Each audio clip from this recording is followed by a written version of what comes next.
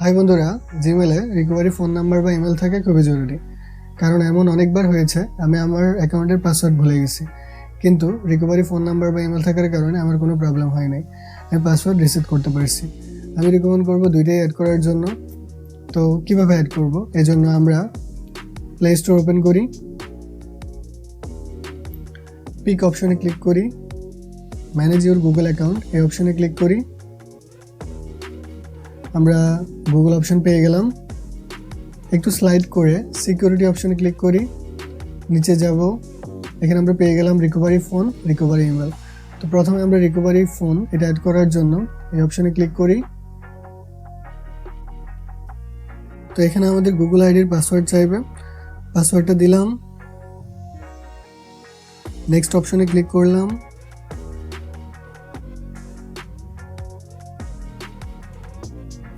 এখানে add recovery phone এই অপশনে ক্লিক করলাম।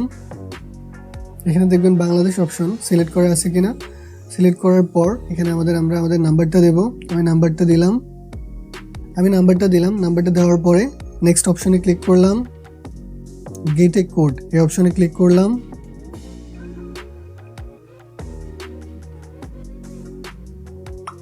তো গুগল থেকে একটা কোড আসছে আমার নাম্বারে, এই কোডটা এখানে দিলাম,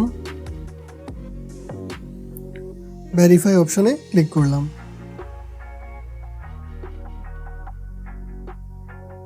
তো এখানে দেখতেছেন যে আমার নাম্বারটা অ্যাড হয়ে গেছে,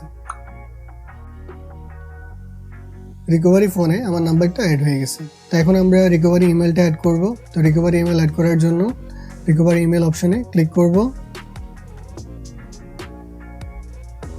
তো এখানে রিকভারি ইমেল দেব।